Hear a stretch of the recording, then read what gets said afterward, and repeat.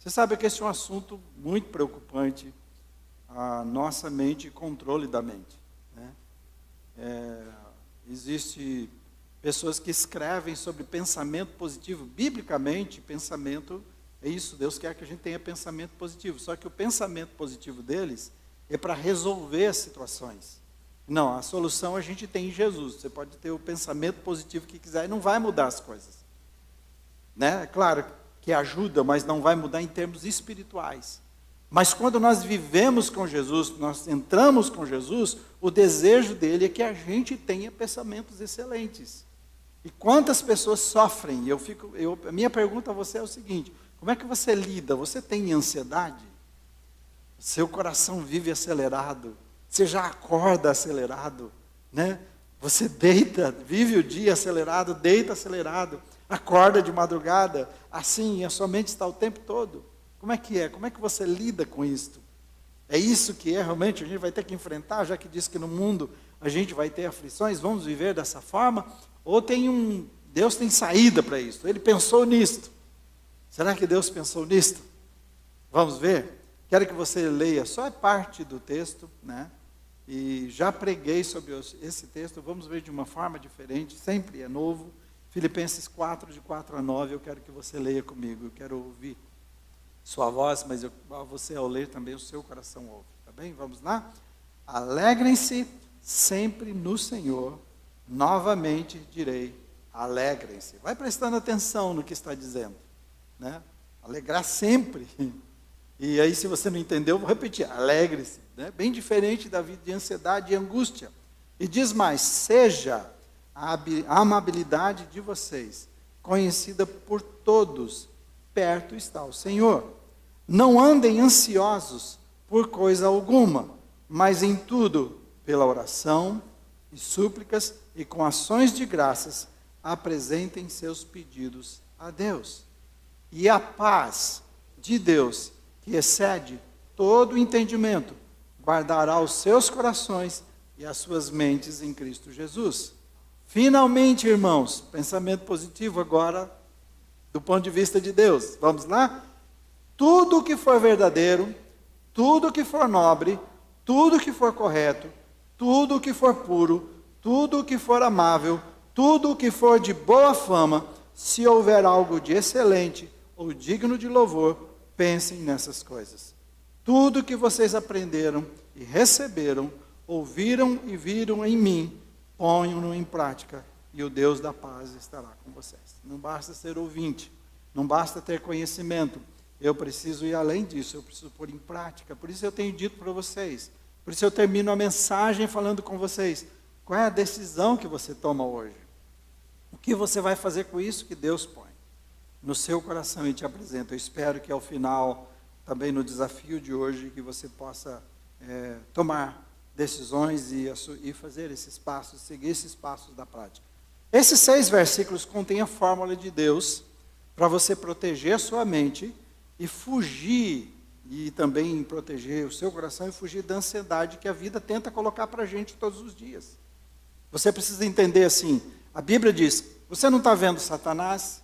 A gente pensa que Satanás está lá em determinadas igrejas, porque eles estão o tempo todo amarrando, né? Não sabe se amarra, se solta, e o demônio só tem um jeito de agir, lá é fácil. O problema é a gente ver o demônio, é perceber o demônio sutil, que aparece lindo, pode aparecer numa menina, num rapaz, numa ideia, numa proposta, como aparece no jardim. Você acha que ele aparecesse lá, para nós hoje a serpente é feia, mas lá não era.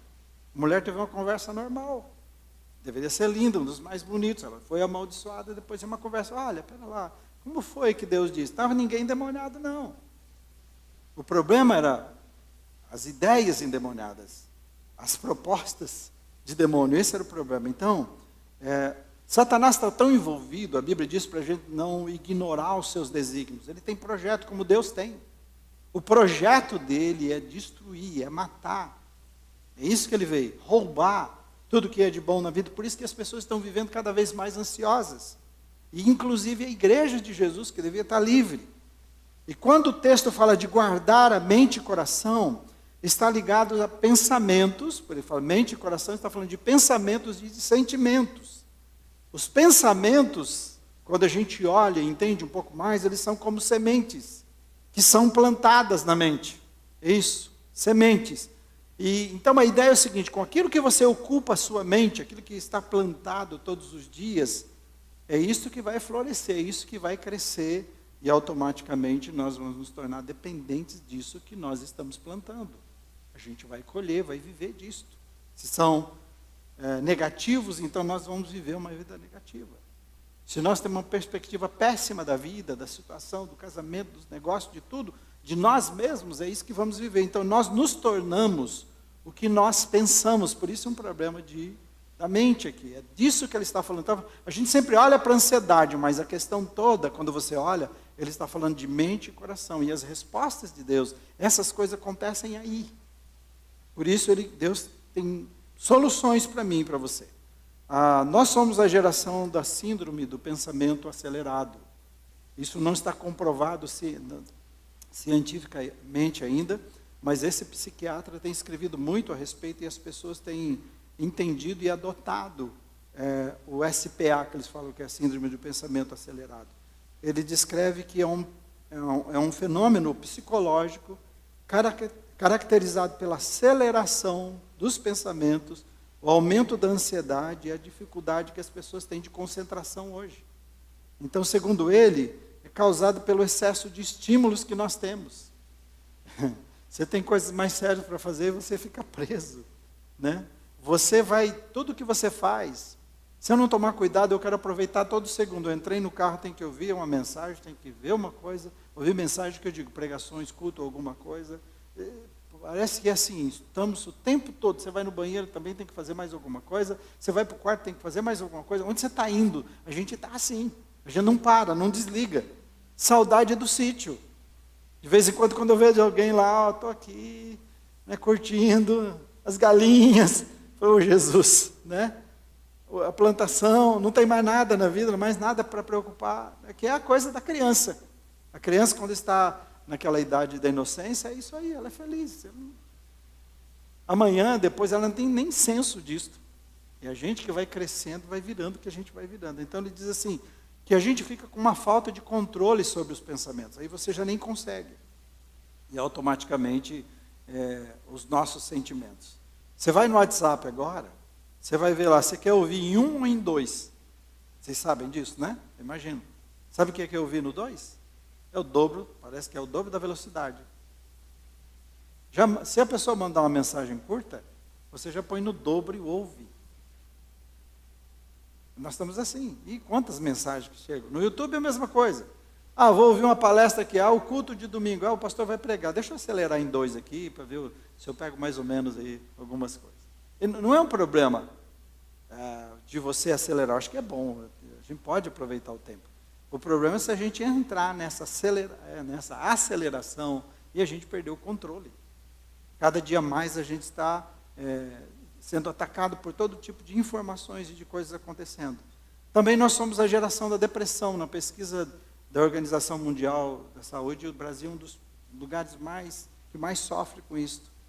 Então, nós somos a geração que tem muitos recursos.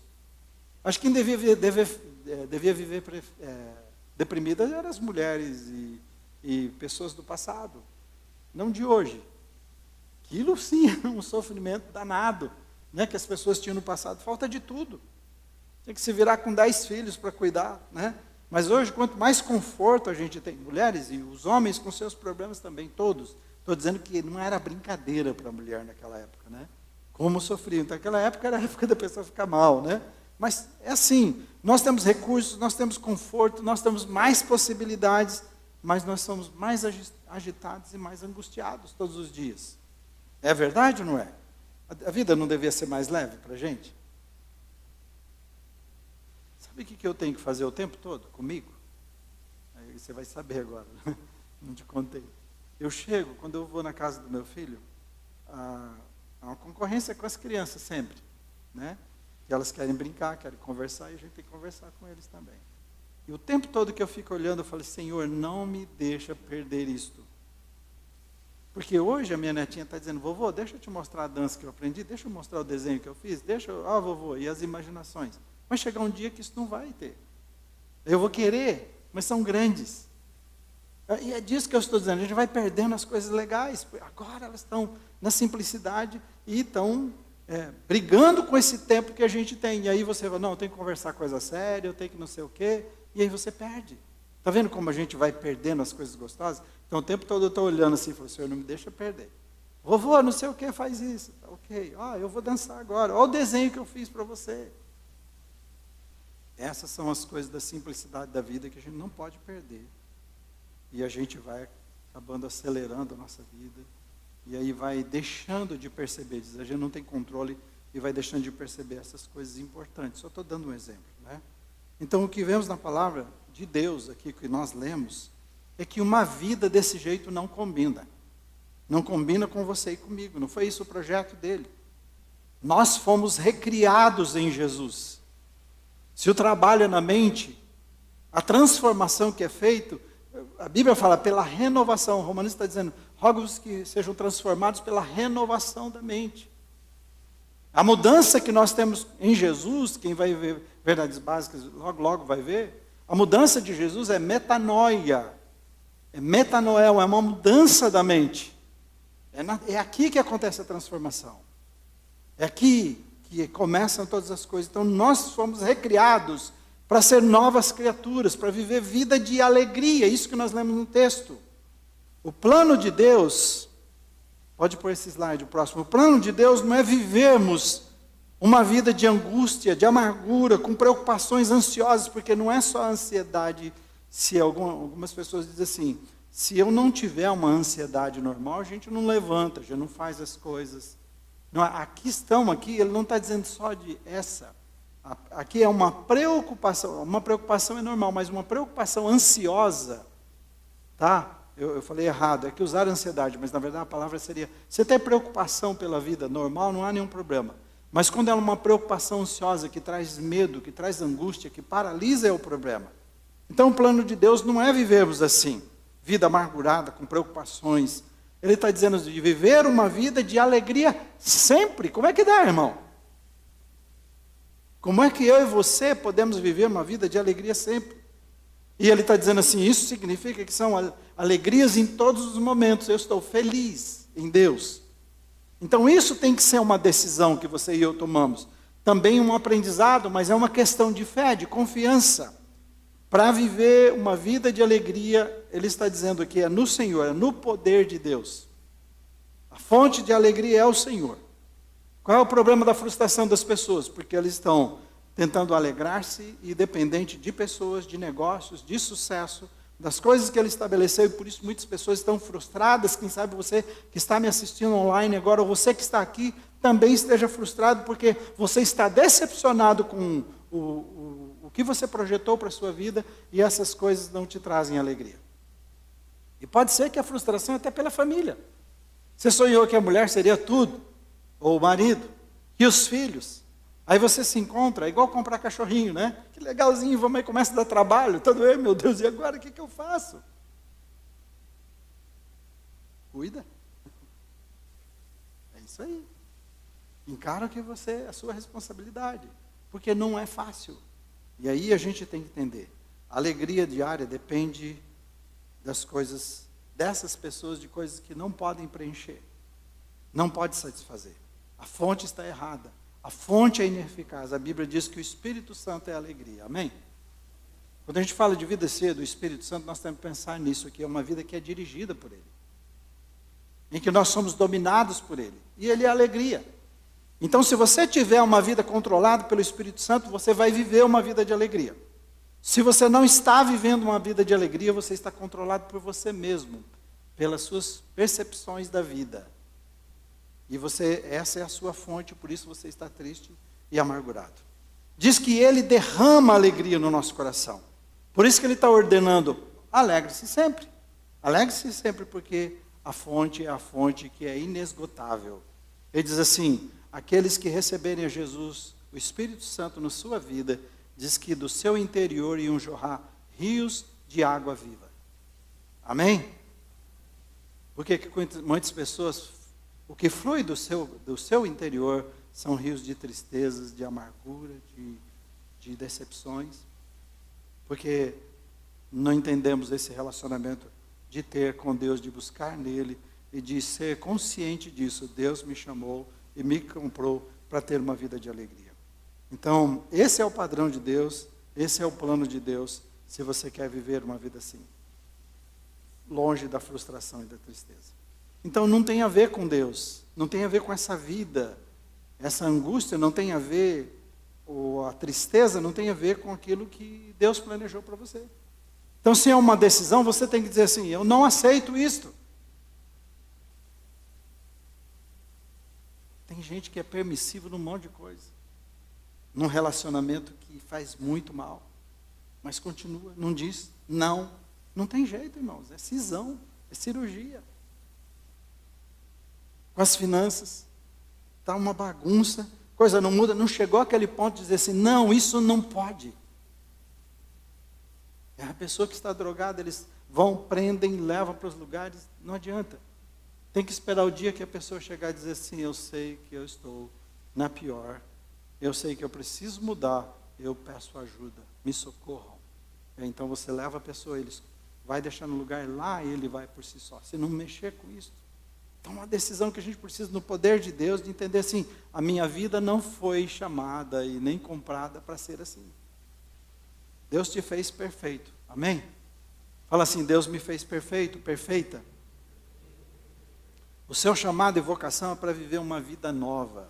E sabe, quando você vai no português para entender vida abundante, no dicionário diz assim: uma vida abundante é vida incomum, é vida superior, é vida extraordinária, aleluia. Vamos entender isso. Vivam em alegria, alegria sempre, não aceite viver de outra forma. Deus tem vida incomum, Deus tem vida superior, Deus tem vida extraordinária. O mundo precisa ver isso em mim e você, apesar do momento da dor, de entender que eu tenho uma vida extraordinária. Vamos um pouco mais no próximo.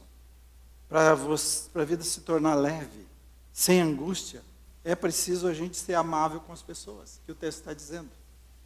As pessoas ao nosso redor já estão vivendo uma pilha de nervos. Muita gente está pirado. Você sabe disso. Tem gente pedindo para você mexer com ele no trânsito. Cuide no trânsito. Em todo lado, as pessoas estão à flor da pele. E se você deseja ter uma vida mais leve, você precisa aprender a não revidar, a não pagar com a mesma moeda. Cristão não pode ser assim. No original grego, amável significa manter um espírito pronto para amar, para abrir mão da retaliação, quando nós formos provocados por causa dessa vida que nós vivemos em Deus. Abrir mão da retaliação e de provocações que acontecem. Então é por causa da nossa fé. O problema é quando alguém diz assim: você está caminhando 1 milha, e alguém quer que você ande mais 1 milha, aí se for sem sentido, eu não quero andar mais 1 milha, eu quero pegar um carro, qualquer outra coisa, eu quero voltar para casa, eu tenho meus planos, mas não é por causa de Jesus que eu ando 1 milha a mais. Alguém tentou tirar uma capa minha, ele está dizendo, então é por causa de Jesus que eu abro mão dela. É disso que ele está dizendo. Não é que eu gosto, pode bater na minha cara, isso me diz crente. Não, não é isso que ele está dizendo. E eu não quero. Não tentem fazer isso. Não é isso que ele está dizendo.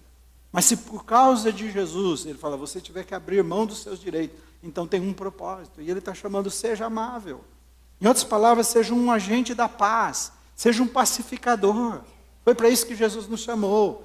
Tem gente que parece que carrega 2 baldes de gasolina. A coisa está pegando fogo, ele joga mais. No casamento do Micael, disseram, o pastor que pregou, disse para ele: querido, toma cuidado para uma coisa, não surtem vocês dois ao mesmo tempo. Surta um, o outro segura a barra, melhorou, depois você surta. Mas tem gente que parece que vive surtado. Presta atenção nisso. Você foi chamado para ser amável. Então você foi chamado à paz. Então, a ideia aqui de ansiedade é que você não vai entrar numa busca ansiosa para dar o troco. Vai me pagar. Fez isso para mim, deixa agora que eu vou dar um jeito. A pessoa quer revidar essa ansiedade. E aí a sua vida para ali. Coisas de depressão estão voltadas para o passado. Coisas, diz que é uma eu estou muito consciente e sobrecarregado com coisas do passado. Coisas que eu não perdoei, coisas que eu não aceitei, coisas que podiam ter sido diferentes e a pessoa está presa. quando não tem coisa física e química, entende? Mas na grande maioria. Sabe o que a Bíblia fala para a gente entregar os nossos direitos nas mãos daquele que julga todas as coisas retamente? Amém? Ser amável é isso. Não é que você vai ter tudo do seu jeito. Pode ser que a sua vida venha de um jeito que seja difícil demais. Mas ele diz assim, entrega nas mãos daquele que julga. Jesus fazia isso. Quando ele é julgado, não julgava. Quando era maltratado, não maltratava. O Filho de Deus ensinou, ele entregava na mão daquele que vai tratar isso um dia. Por quê? A Bíblia diz, a mim pertence a vingança. É isso que Jesus está dizendo. Não é a você, é a Deus. Ele fará. Quer saber de uma coisa? Você de repente tem uma situação que você viveu, que você fez de tudo para acertar, não conseguiu acertar. A Bíblia diz que Deus vai julgar as intenções. Tem um amigo meu, pastor, que faleceu, o pastor Clemenger, que era um dos professores de teologia sistemática. Ele disse assim, se tem uma coisa que Deus não tem, é problema com o tempo.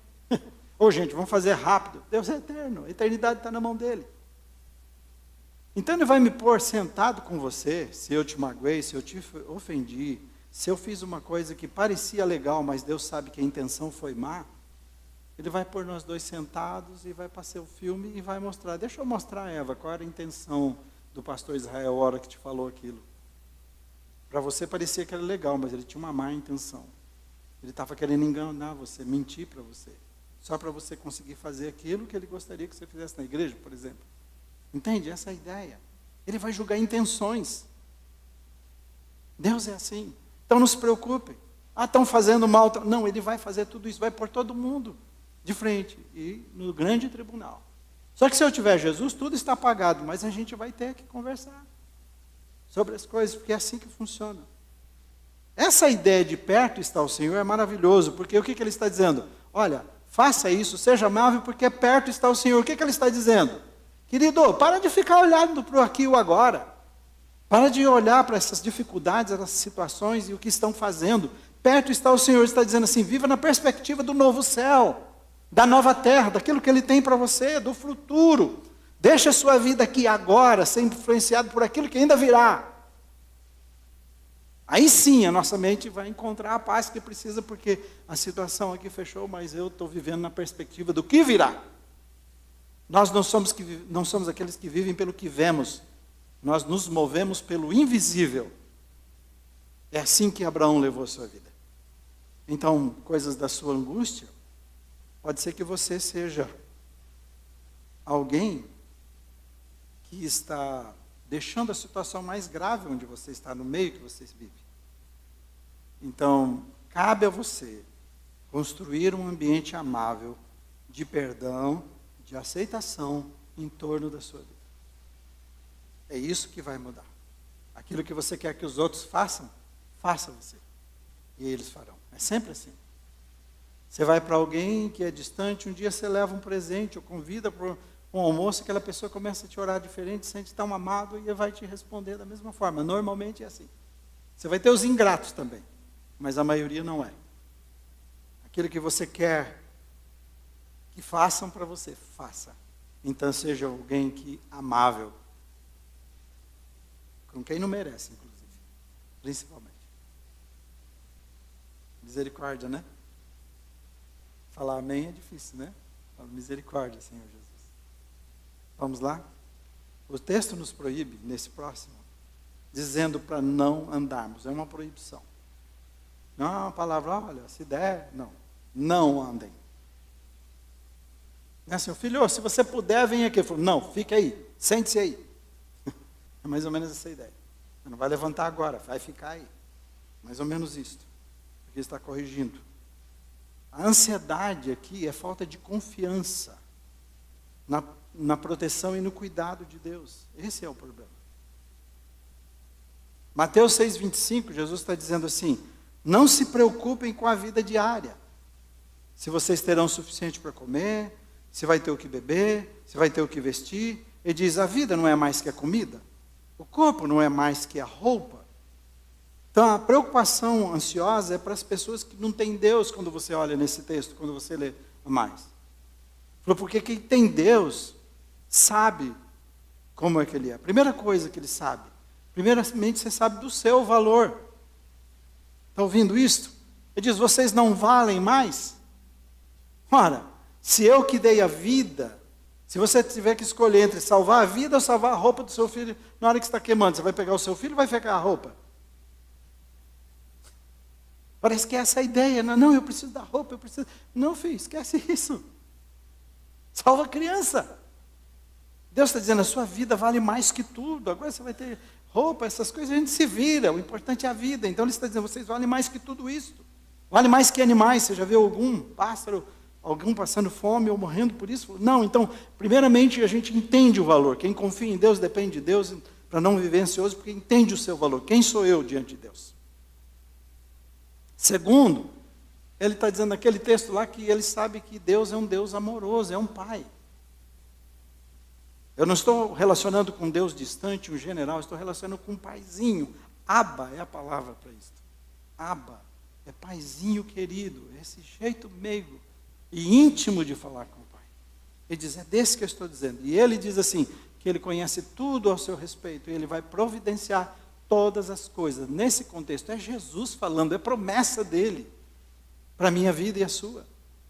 Mas Satanás diz, não vai fazer. Não vai dar certo. Você não vai conseguir. Vai te faltar. Olha aí, ele até fecha o tempo para as coisas ficarem piores e para você cair nessa. A Bíblia diz que Deus está comprometido em cuidar de nós e que nós valemos até mais que o universo, porque fomos o único na criação, que você viu em Verdades Básicas, criado à imagem de Deus. Ninguém mais foi. Mas você foi criado à imagem de Deus. Você representa Deus nesse mundo. E Deus não é fraquinho. Deus não é um qualquer. Ele te chamou para ser o filho dele. Por isso, para viver essa vida extraordinária. Amém? Falei, eu quero viver uma vida extraordinária, Jesus. Fale isso de verdade no seu coração. Nós somos escolhidos, ele diz assim, olha, você será meu filho. Sabe o que é adoção? Eu estava vendo a Esther ali, pelo que eu soube, a mulher do André. Todos eles, todos não são irmãos, são adotados. Aí eu vendo cada uma casada, com seus filhos, a sua história, eu falei, alguém entrou na vida deles e mudou a história deles. Adotou. E disse, você vai levar meu nome agora. Você é da minha família. Você é minha filha, o meu filho. Tudo que eu tenho agora é seu. É isso que Deus fez em Jesus. Te adotou, me adotou para ser filho de Deus, para viver essa vida incomum, superior, extraordinária. Então a ansiedade é essa falta de confiança nesse Deus. Na provisão dele, no cuidado dele. E ela é negativa, porque a ansiedade ela é paralisante. Né? Ela é sufocante, ela não vai levar para lugar nenhum. Mas o caminho de Deus aqui no texto diz que a orientação do Espírito através da palavra de Deus é livre a sua mente e o seu coração das angústias, dessas preocupações e medos, através de pedir, de orar, de suplicar e de ações de graças. Tudo que você está vendo no final, quer dizer, o que é a solução de Deus para ter uma mente livre dessas coisas. Já você vai entender o resumo. Há um comentário que diz assim, a oração, quando ele está falando de oração, então não vou tratar nenhum dos detalhes aqui, vamos chamar isso de oração somente. Sem dizer o que é súplica, essas coisas. A oração oferece-nos um abrigo onde nós podemos ocultar as nossas preocupações terrenas. É um lugar onde nós ficamos a sós com Deus, um refúgio onde nós renovamos a esperança, onde as preocupações ficam amortecidas porque nós estamos na presença de Deus. Então pedir, orar, suplicar, ser grato a Deus é o abrigo de Deus para onde você pode correr e se esconder na hora difícil. É isso que ele está nos ensinando aqui na hora da preocupação. Então, não tenta resolver do seu jeito. A ansiedade vem porque você quer resolver na sua força. Porque você quer resolver no seu medo. E sozinho. E sem Deus você está entregue a isso mesmo, você está desprotegido. E ele está dizendo, então corra para Deus quando essas coisas vierem. Quando acontecer, corra para o refúgio. Né? O refúgio da ansiedade não está nas compras, não está nas séries de TV, não está nos medicamentos. E vamos deixar claro, Deus deixou remédios, eu tomo remédio. O problema é quando você, todo problema seu é remédio. Toda solução, primeiro é. Lembra que eu te falei? Dá uma dorzinha de cabeça, você não fala, eu vou orar. Onde que está a dipirona, sei lá o quê? Não é assim? É verdade ou não é? A gente ficou assim. É uma dependência. E a gente tem que se livrar. O refúgio e a resposta de Deus estão no esconderijo. Falo que em verdades básicas a gente também aprende a memorizar a palavra de Deus. Esses versículos que eu coloquei, esses dois, são da minha memória, da minha infância. Quem é que não sabe? Mas nós estamos ensinando. Por isso que eu falei, vocês estão em casa, memorize o versículo que tem lá, porque você vai precisar. Na hora difícil, você não vai sair. Fala, gente, alguém abre a Bíblia. Vê. Não, aquela hora tem que estar no seu coração. Senão, não é? Pensa que você está fazendo uma prova de vestibular. Né? Você não vai buscar, o que você não leu, não está lá. Aí Deus faz, Ele pode até te ajudar, te fazer lembrar, mas colocar na sua cabeça o que você não pôs, aí não dá. O Espírito faz lembrar. Então, assim, olha esse salmo, quem que não sabe qual é? Aquele que habita no esconderijo do Altíssimo, à sombra do Onipotente descansará. Habitar no esconderijo, ele está dizendo, vá, habite nele. Sai desse esconderijo da ansiedade, vai para o esconderijo de Deus. Qual outro versículo e salmo você sabe qual é? Deus é o nosso refúgio e fortaleza, socorro bem presente na angústia. Tem que estar na ponta da língua. Tem que estar no coração. Vamos mais. A paz de Deus é a que faz mais do que os planos do homem podem executar. Essa é a ideia da palavra de Deus. Deus deseja desacelerar, esse é o último ponto, estou terminando. Deus deseja desacelerar a sua mente e livrar o seu coração da angústia diária. Esse é o plano dele. Ele deseja derramar da sua paz de tal forma que cria um muro, quando você lê o versículo, ele cria um muro de proteção que é levantado na sua mente e coração para impedir que a preocupação e o medo controle a sua vida. E a paz de Deus, que excede todo entendimento, guardará os vossos mentes e corações. É a paz de Deus que vai criar esse muro e cercar a sua vida de uma maneira tão especial. Então Deus deseja isto. Versículo 8 diz, vamos ler novamente? Vamos juntos? Finalmente, irmãos, tudo que for verdadeiro, tudo que for nobre, tudo que for correto, tudo que for puro, tudo que for amável, tudo que for de boa fama, se houver algo de excelente ou digno de louvor, pense nessas coisas. É possível que a nossa mente já esteja viciada em pensar negativamente o tempo todo. E nós estamos sendo chamados aqui a controlar a nossa mente e coração. Você precisa entender, você é dono disso. Há uma expressão que eu aprendi há muito tempo, ainda de seminarista, diz que você não pode impedir que uma ave voe sobre a sua cabeça. Mas você pode impedir que ela faça ninho. O pensamento pode vir, mas você pode enxotar esse pensamento no nome e poder de Jesus. Amém, irmãos? Então, por que estamos aí? Nós estamos orando para isso, que pessoas estão pedindo, Senhor, abra a mente, tira a cegueira e liberta do poder de pessoas que estão presas por Satanás. Presas nisso. Estão salvas, mas presas numa angústia tão grande, porque os seus pensamentos o tempo todo vão e estão deixando fazer ninho, botar, nascer filhote, e a coisa vai piorando quando nosso papel no poder de Jesus é dependendo de Deus. A alegria que você vai ter é no Senhor. Ser amável é por causa do Senhor. Não ser ansioso é por causa daquilo que Ele vai fazer, os recursos que Ele tem para a sua vida, para você ser diferente.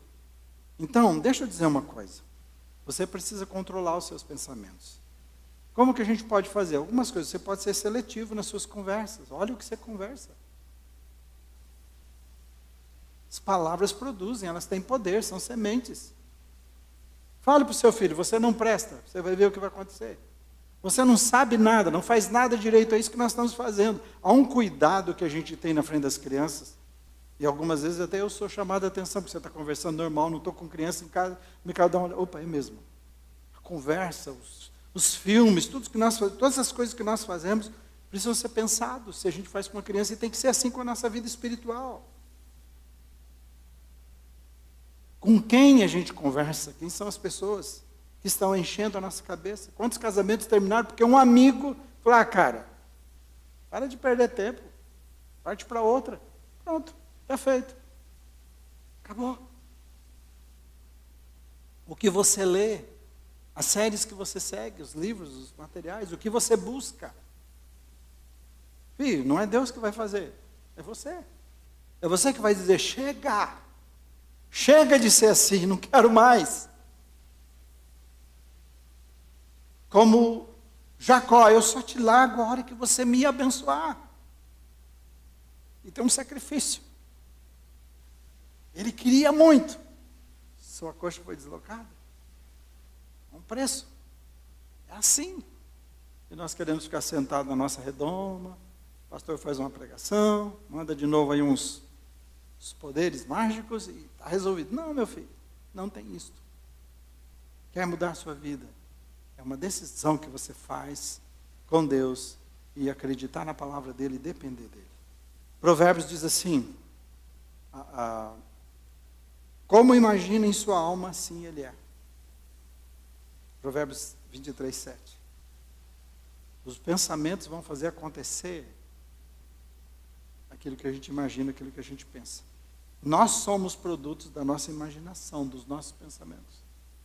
Alguém está dizendo assim, o dia que foram construir um carro, e o próprio Deus, quando foi construir o universo, partiu primeiro da imaginação. Nenhum carro ficou pronto do nada, não. Alguém imaginou, alguém olhou, alguém pensou muito sobre aquilo. E depois transforma em teoria e depois em prática, mas começou com isso.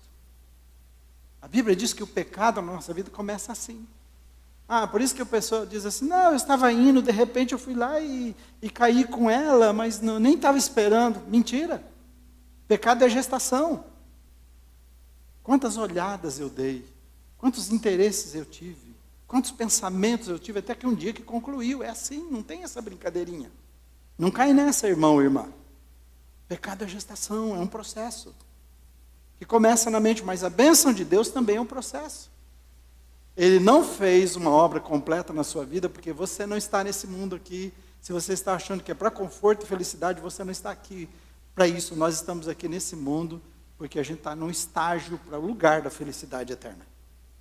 Amém? Amém e misericórdia, porque vai ser difícil.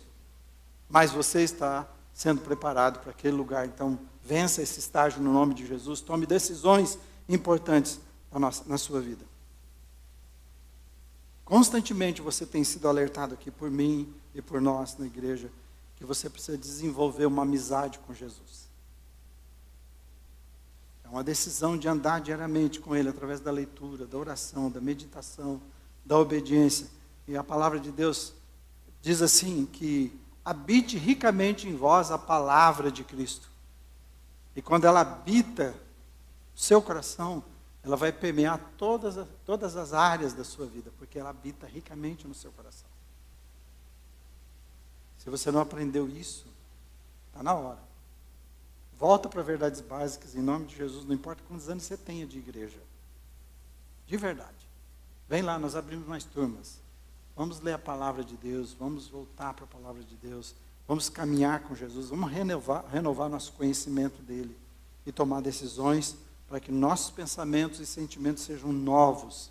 E eles sendo novos em Jesus, as realizações também serão novas. Amém? Então pense excelente. Quando eu olho para esse ponto aqui, eu diria assim, pense excelente se você quiser uma vida excelente. Amém? Fique em pé, o pessoal do louvor pode vir. Vamos à aplicação. Vamos à prática. Você vai repetir comigo. Aí você fala, pastor, eu não trouxe nada para anotar. Ok. Entra lá no YouTube, www.imalondrina.com.br. Você vai achar e você vai pegar de novo essa mensagem no final. Você pode anotar essas coisas que eu estou te passando agora. Se isso for importante, se você quer mudar a sua vida. Esse é o 16º culto que nós fazemos esse ano. Sabia? São 16 encontros que nós tivemos. Quais são as mudanças que já aconteceram na sua vida? Que passos você deu? Se você quer mudanças. Então vamos lá. Para o controle da sua mente e fugir da ansiedade, fale comigo, busque uma vida de alegria. Qual é a sua decisão que deve ser aqui? Fale comigo, fui chamado para uma vida incomum, extraordinária, eu não posso aceitar nada diferente disso. Isso tem que estar na sua mente. Amém? Você foi chamado para isso. Segundo, seja amável com todos. O que você vai fazer aqui? Vou construir um ambiente de perdão e aceitação em torno da minha vida. Pode ser que você está com mágoas, ressentimentos, é isso que você está jogando, isso que está crescendo. Então é hora de parar e perdoar, aceitar, né? Resolver e ter um ambiente amável em torno de você. Terceiro, leve cada preocupação para Deus. Como é que você vai fazer isso? Oração é o abrigo de Deus para onde eu posso, preciso e vou correr ao sinal da primeira preocupação. Apareceu uma coisinha muito simples, ele diz, todas as coisas, cada preocupação, não espera juntar mais 2, 3, Deus não é assim. Pintou aqui, corre para orar, fala com Deus, Senhor, tem misericórdia, tira isso da minha mente, me livra agora, preciso da sua ajuda. Quarto e último, proteja a sua mente e coração. Como? Eu vou cercar a minha mente e o coração com um muro de proteção espiritual e pensar excelente para que eu possa viver uma vida excelente. Como é que você vai cercar? Ele diz com oração, súplica e ações de graça, obediência a Deus e essas coisas todas que nós lemos cercam a sua vida. Amém? Quero pedir para você, volte, pare sobre isso, pense sobre isso, tome decisões sobre isso e deixa Deus agir na sua vida. E Ele vai fazer, tá bem? Eu quero viver uma vida extraordinária. Eu quero viver todos os dias.